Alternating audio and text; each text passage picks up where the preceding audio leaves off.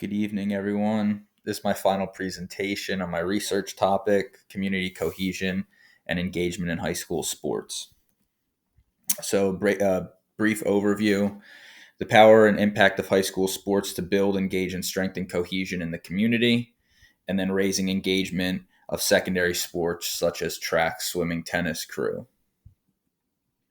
So a little bit of overview and background of Egg Harbor Township. Currently, there are 2,300 students in EHT High School. In the district, the community, there are 42,500 residents as of 2018. There are 25 sports ranging from fall, winter, and spring. And then there are over 75 coaches from head coach to assistant coaches, about 30 head coaches, and then all other assistants. These are my research questions for my study. How can high school sports support building a strong, cohesive community? How do high school sports teams benefit from cohesive and engaged communities? And what changes can be made to increase the community engagement of minor sports teams? So we have the problem of practice.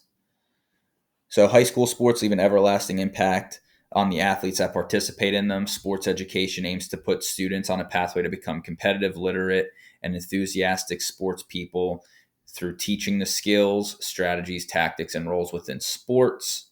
More consistent engagement of community members with high school sports will support not only the growth of the students, but will strengthen the community relationships with the school and within various factions of the community.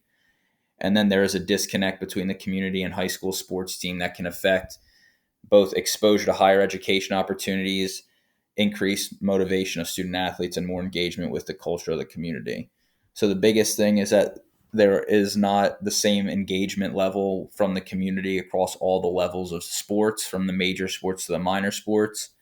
And with the lack of engagement from community members can ultimately result in less motivation and less competitiveness among student athletes, which can result in some students not wanting to pursue or continue playing sports or pursue secondary opportunities.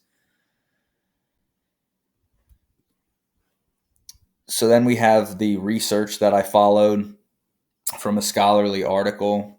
It was Improving Family and Community Involvement in Secondary Schools by Joyce Epstein.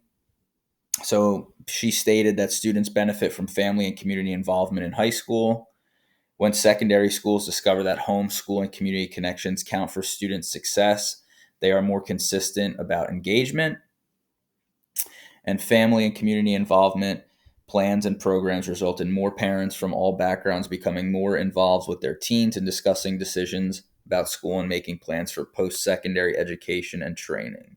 So the article basically, in short and in review, stated that with more engagement from the community and families, students are more likely to pursue more sports and post-secondary opportunities.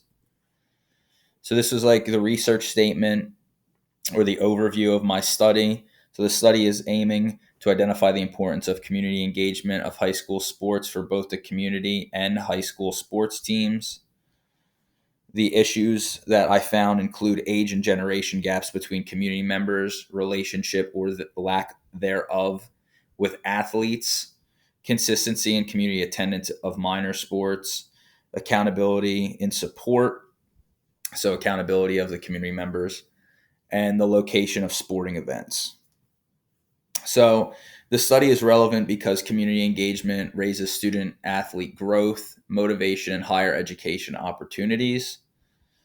And the goal is to find out how to raise engagement levels and how to keep engagement consistent across all sports, major and minor.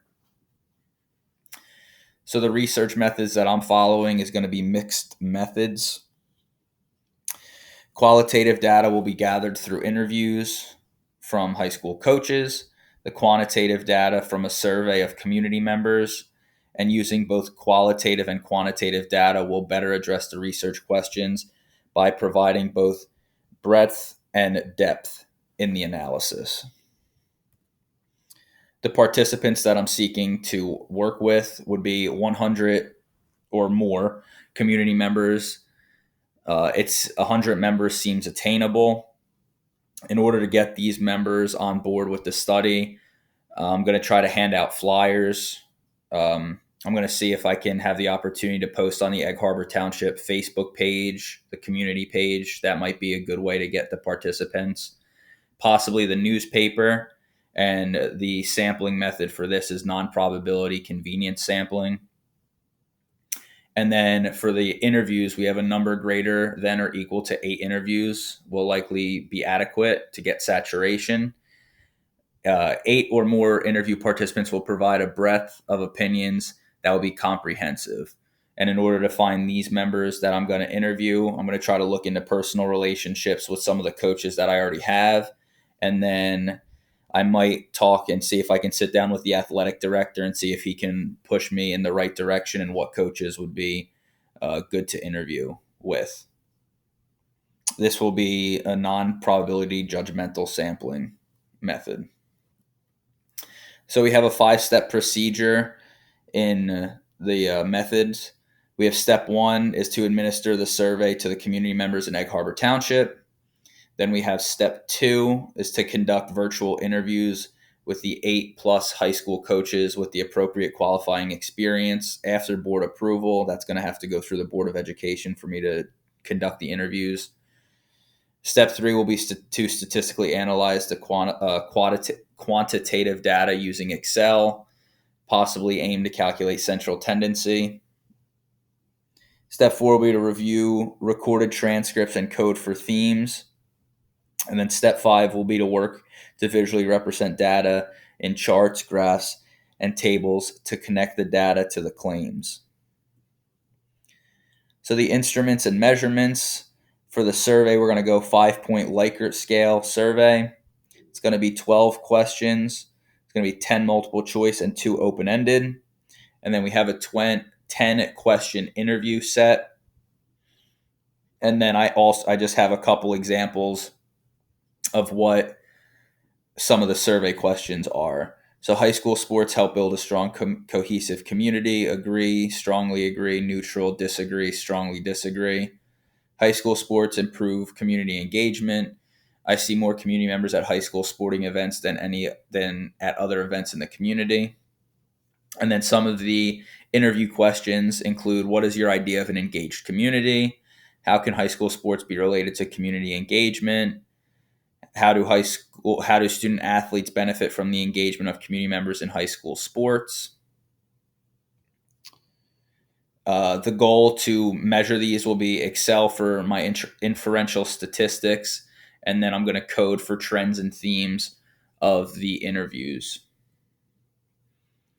So then we get to bias and some limitations of the studies. The biggest problem with surveys is that they require volunteering. The lower the sampling rate, the more sampling bias affects the findings.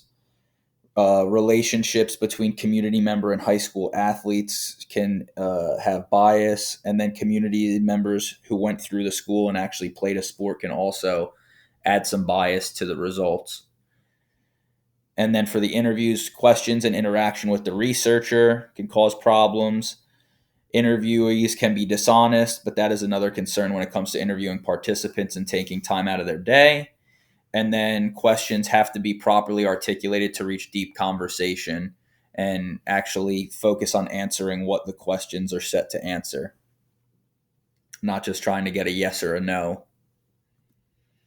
So then there are some strengths that this study has. EHT is a very large district.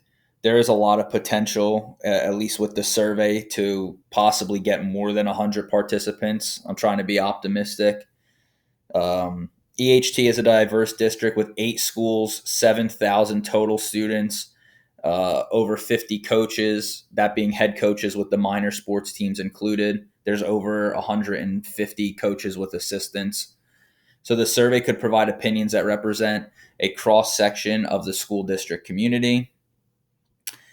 The interviews will provide a relatability between myself and the interviewees based on shared experiences. Like I said, I'm a coach interviewing a coach, so that's a little bit of relatability. We're going to gather various opinions of high school sports and community engagement. Interview a variety of sports coaches to hear different perspectives related to their sport and what they coach and what they see. So it would be cool to see what a high school football coach sees with community engagement, football probably being one of the most engaged community events as compared to a swim or crew race, right? Or swim meet. That would be interesting for me to see. Compiling survey data and interview data will provide a comprehensive perspective on community engagement in high school sports. And then survey data will provide the data from the community members, which would technically be outside of the organization of EHT high school. And then the interviews will provide the data from the coaches who are inside of EHT high school, inside the organization. Then we get to validity and reliability, trustworthiness, rigor, and quality. So the questions align to answer the research questions. So the survey and the interview questions should relate back to answering my research questions. Administer the same survey question and interviews questions to all participants. Make sure, at least in the interview, if there's any follow-up questions, to try to keep those consistent across all interviews. Try to have a high saturation of participants. If you have a high saturation and consistency increases, then the reliability can increase in the study. And then compare the qualitative and quantitative data to validate the findings in the studies. And then these are my citations. Thank you very much.